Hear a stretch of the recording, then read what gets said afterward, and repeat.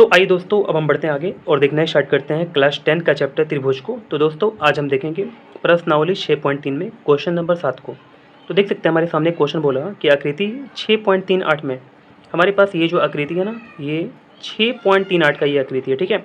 अब इसमें क्या बोला जा रहा कि त्रिभुज ए बी सी के, हमारे पास त्रिभुज ए बी सी है ना, इसके सिसलम ए डी, इसके सिसलम जो है ये ए डी है और सी ई, यहाँ पर हमारे पास सी ई है, परस्पर बिंदु P पर प्रतिच्छेद करते हैं। अगर देखिएगा तो यहाँ पर क्या करते हैं, बिंदु P पर ये दोनों प्रतिच्छेद करते हैं, यानी कि AD और CE जो है ना, बिंदु P पर क्या करते हैं, प्रतिच्छेद करते हैं। दर्शाइए कि त्रिभुज AEP, हमारे पास त्रिभुज AEP ये वाला है, समरूप होगा त्रिभुज CDP के। तो CDP कहाँ पर है, CDP ये वाला है ना, यानी कि हमारे पास ये वाला त्रिभुज को और ये वाला त्रिभुज को क्या करना है, समरूप करके दिखाना है। ऐसे करके आगे भी हमारे पास बहुत सारा ऐसे करके प्रूफ करने के लिए बोला हुआ है। तो चलिए एक एक करके दोस्तों प्रूफ करना स्टार्ट करते हैं। तो देखिएगा जैसे यहाँ पर बोला हुआ है वैसे करके मैंने यहाँ पर एक फिगर बना लिया, जैसा फिगर दिया था ना वैसे करके मैंने फिगर बना लिया हुआ है। तो देखिए सबसे पहले अगर हमको किसी चीज़ को दिखाना होता है ना, तो सबसे पहले हम लोग क्या लिखते हैं, दिया हुआ है, फिर इसके बाद सिद्ध करना है, फिर प्रमाण लिखते हैं, ठीक है। चलिए आगे बढ़ते हैं। देखिए दिया हुआ है, जो भी दिया हुआ रहेगा उसको लिख देंगे। तो क्या लिखेंगे, त्रिभुज ए बी सी के, हमारे पास त्रिभुज ए बी सी है ना, के सिसलम ए डी और सी परस्पर बिंदु पी पर प्रतिच्छेद करते हैं। मैंने आपको बताया भी है ना, यानी कि ए डी अगर देखिएगा इसमें और सी ई जो है बिंदु पी पर क्या करते हैं, एक दूसरे को प्रतिच्छेद करते हैं, ठीक है। सिद्ध क्या करना है, जो भी सिद्ध करना है मैंने यहाँ पर लिख लिया, ठीक है। यहाँ तक बात समझ गया अपना।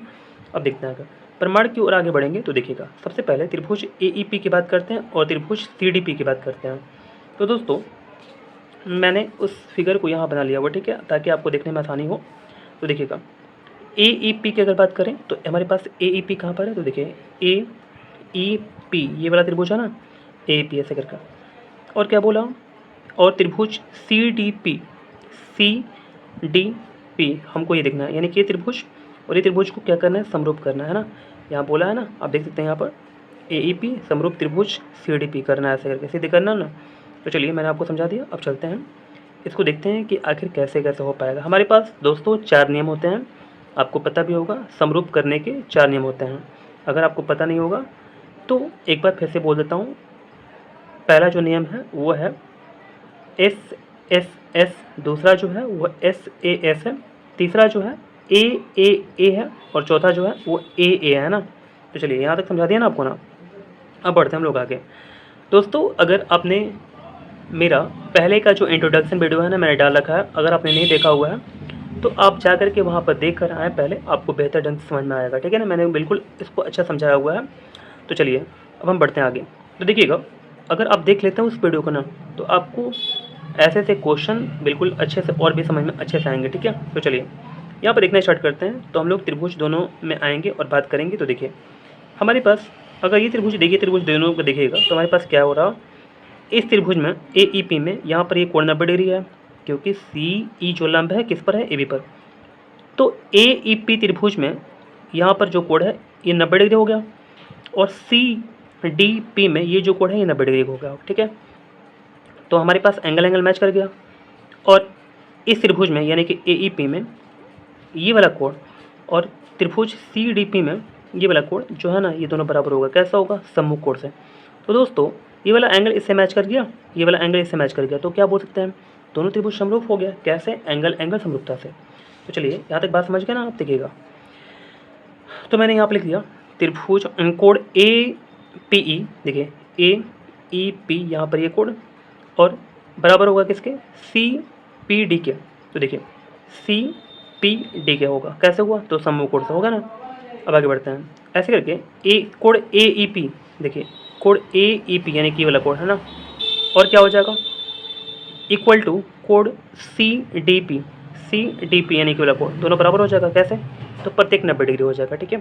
तो दोस्तों देखिएगा त्रिभुज ए ई पी, जो त्रिभुज ए ई पी है ना, ये कैसे होगा, समरूप होगा किसके, त्रिभुज सी डी पी के समरूप होगा। कैसे, तो एंगल समरूपता से। मैंने आपको बताया ना, एंगल समरूपता से हो जाएगा दोनों त्रिभुज समरूप, ठीक है। अब बढ़ते हैं हम लोग आगे। और तो देखिए हमारे पास जो दूसरा बोला हुआ है यहाँ पर ना, मैंने इसको यहाँ पर लिख दिया। देखिए इस दोनों त्रिभुज को हमको क्या करना है, समरूप करना है, ठीक है। तो ए बी डी का पोजीशन देखते हैं। ABD हमारे पास ये वाला त्रिभुज है, ठीक है। और त्रिभुज CBE, ठीक है, दो त्रिभुज को समरूप करना है। देखिएगा दोस्तों, अगर हम ABD की बात करता हूँ, ABD की बात करता हूँ, तो ये वाला कोण मिला हमारे पास, ठीक है। और मैं बात करता हूँ त्रिभुज CBE की बात करते हैं, तो CBE की बात करते हैं, तो देखिए दोस्तों, यहाँ पर ये कोण मिल रहा, तो दोनों त्रिभुज में हमारे पास ये जो कोण है ना, ये कॉमन हो जाएगा, यानी कि वैनिश हो जाएगा। तो मैंने यहाँ पर लिख दिया कोण B इक्वल टू कोण B, ठीक है। और यहाँ पर एक बार और लिख लेते हैं, ये क्या दिया हुआ, तो मैं बताता हूँ। अगर मैं त्रिभुज ABD की बात करूँ, तो यहाँ पर जो कोण है ये 90 डिग्री का है ना, समझ की बात को ना। अब देखिएगा, यहाँ तक समझ के बात को ना, ये वाला कोण हमारे पास 90 डिग्री है। और अगर मैं CBE की बात करूँ, त्रिभुज CBE की अगर बात करता हूँ, तो ये कोण कितना डिग्री का है, 90 डिग्री का है ना। तो ऐसे करके हमारे पास दोनों त्रिभुज क्या हो गया, समरूप हो गया। कैसे हुआ, एंगल समरूपता से। तो मैंने यहाँ पर लिख दिया कोण ADB, एक बार देख लीजिएगा, ADB यानी केवल कोण 90 डिग्री, और बराबर होगा किसके, कोण CEB के यानी केवल कोण के, कैसे हो, प्रत्येक 90 डिग्री, और कोण B बराबर कोण B, ये तो समझ में आपको आ ही गया है ना। तो चलिए, ये दोनों हमारे पास कोण क्या हो गया, उभयनिष्ठ हो गया।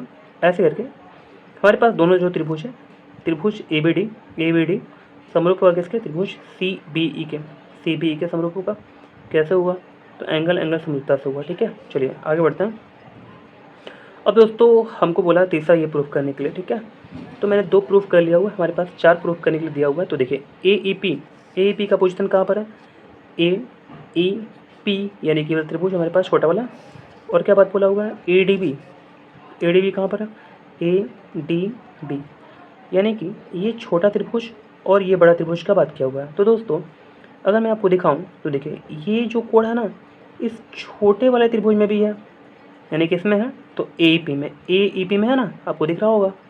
और अगर दोस्तों देखिएगा, तो ADB है ना, ADB यानी कि ये वाला जो कोण है ADB में भी है, यानी कि ये वाला कोण क्या हो जाएगा, यानी हमारे पास उभयनिष्ठ हो जाएगा।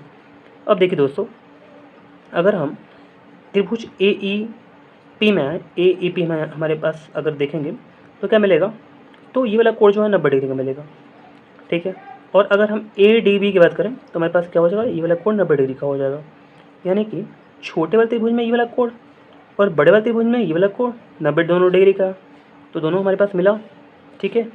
और साथ ही साथ ये वाला जो कोण है ये दोनों त्रिभुज में है ना, तो हम लोग क्या बोल सकते हैं, दोनों त्रिभुज एंगल समरूपता से समरूप हो गया, ठीक है। तो देखिए इसका नेमिंग अच्छे से कर लेते हैं। देखिए, तो कोण AEP यानी कि वाला कोण इक्वल टू कोण ADB यानी कि वाला कोण प्रत्येक 90 डिग्री से हुआ। फिर इसके बाद कोण EAP, देखिए EAP यानी कि वाला कोण हुआ ना, और इक्वल टू कोण DAB यानी कि वाला कोण, ठीक है। क्या हुआ, उभयनिष्ठ हो गया है ना, मिलता जुलता हो गया। तो चलिए हम लोग दोनों त्रिभुज को क्या बोलेंगे, समरूप है, त्रिभुज AEP, ठीक है, और समरूप हो गए किसके, त्रिभुज ADB के। कैसे, एंगल समरूपता से, ठीक है। तो चलिए अब आगे बढ़े हम लोग। तो देखिएगा, अब हमको प्रूफ करना ये वाला चीज़, ठीक है। तो देखिए त्रिभुज PDC की बात करेंगे। PDC कहाँ पर है, तो देखिए दोस्तों PDC कहाँ पर है, तो PDC यानी कि छोटा वाला त्रिभुज। और बोला कि त्रिभुज BEC की बात करेंगे। BEC कहाँ पर है, BEC की बात करेंगे, ठीक है। तो चलिए मैं आपको बताता हूँ, अगर ये वाला कोण देखिएगा ना, ये वाला कोण जो है इस दोनों त्रिभुज में ये मिलता जुलता है। कैसे, तो दिखाता हूँ मैं आपको। सबसे पहले PDC की बात करते हैं, PCD यानी कि वाला कोण मिला, ठीक है, ये त्रिभुज में। और त्रिभुज की बात करते हैं BEC की, तो BEC की बात करेंगे तो ये वाला कोण मिल जाएगा। यानी कि दोनों त्रिभुज में हमारे पास ये कोण क्या हो जाएगा, यानी कि उभयनिष्ठ हो जाएगा, ठीक है। और आगे बढ़ते हैं, अगर हम त्रिभुज की बात करें PDC की यानी कि वाला कोण 90 डिग्री। और अगर हम बात करें BEC की, त्रिभुज BEC की बात करते हैं, BEC की यानी कि वाला कोण 90 डिग्री। यानी कि छोटे वाले त्रिभुज में ये कोण 90 डिग्री, बड़े वाले त्रिभुज में हमारे पास क्या हो जाएगा, ये वाला कोण 90 डिग्री। तो क्या हो जाएगा, यानी कि हमारे पास दोनों त्रिभुज समरूप हो जाएगा, ठीक है। कैसे, एंगल समरूपता से।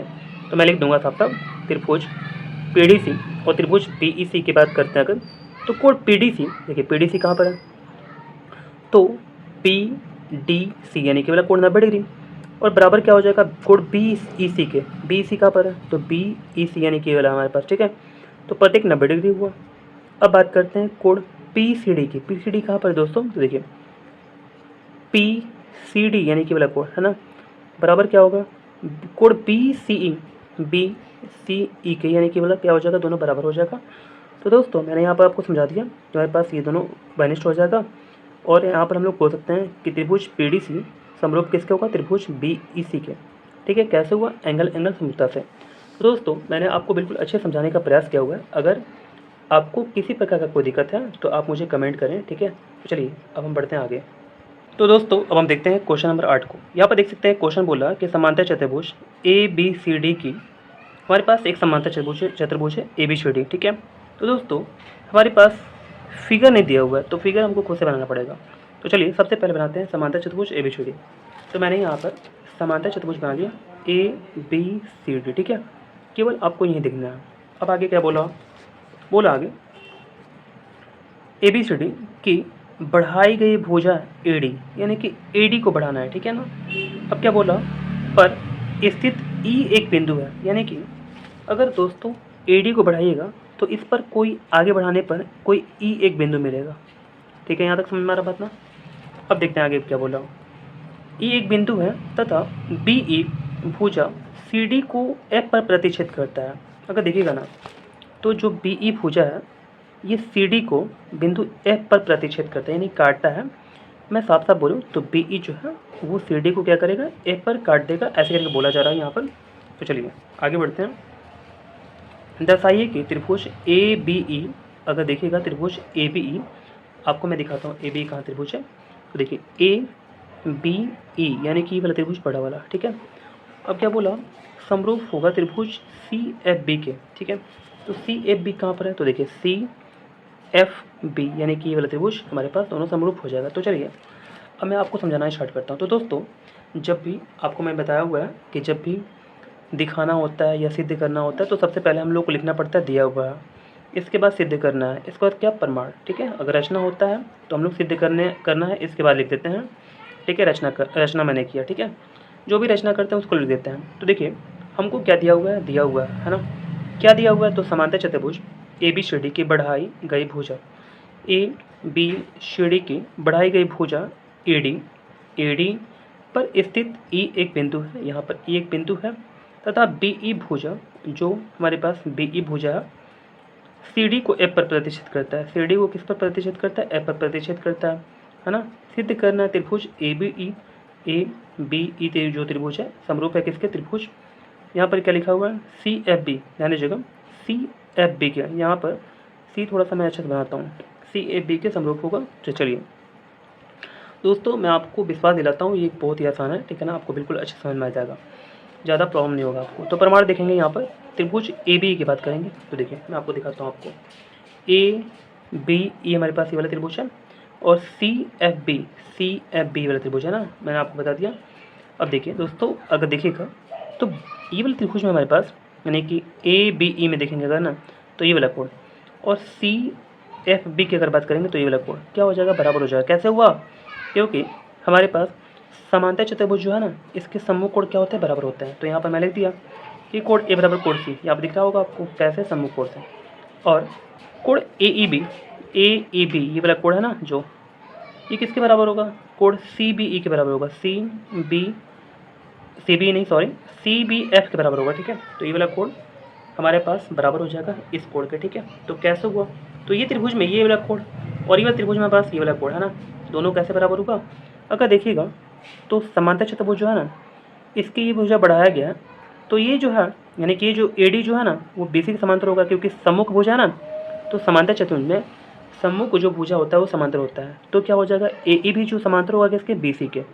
और हमारे पास क्या है, यानी कि ट्रांसवर्सल है, यानी कि तिर्यक रेखा है, जो ये एकांतर कोण होता है ना, एकांतर अंतर कोण, ये दोनों बराबर होता है। तो इसलिए ये दोनों कोण क्या हो जाएगा, बराबर हो जाएगा, ठीक है। इसको 9th क्लास में पढ़ाया गया, मैंने आपको बता दिया अच्छे से। देखिए कोण ए ई बी जो होगा ये वाला कोण बराबर किसके होगा, तो कोण सी बी एफ के बराबर होगा, ठीक है। ये वाला कोण के, यानी कि दोनों बराबर हो गया। कैसे हुआ, तो मैंने यहाँ पर लिख दिया एकांतर कोण से, है ना। आप एकांतर अंतर कोण भी बोल सकते हैं, तो इसमें कोई दिक्कत नहीं होगा। एकांतर कोण भी बोल सकते हैं, ऐसा कोई दिक्कत नहीं है। तो मैंने बता भी दिया, चूँकि ए ई समांतर बी सी, जो ए ई है वो समांतर बी सी के है ना, तो इसलिए ऐसा करके हो पाया। तो दोस्तों अगर देखिएगा तो हमारे पास दोनों त्रिभुज में ये वाला एंगल दोनों त्रिभुज में और ये वाला दोनों एंगल दोनों त्रिभुज में मैचिंग कर गया है, इसलिए हम लोग क्या बोल सकते हैं, त्रिभुज ए बी ई, जो ऐसे बोला है ना, ये वाला त्रिभुज ए बी समरूप किसके होगा, त्रिभुज सी एफ बी के, सी एफ बी के समरूप हो जाएगा। कैसे हुआ, तो एंगल एंगल समता से। तो मैं उम्मीद करता हूँ कि आपको क्वेश्चन नंबर 8 बिल्कुल अच्छे समझ में आ गया होगा। किसी प्रकार कोई दिक्कत होने पर आप मुझे कमेंट करें।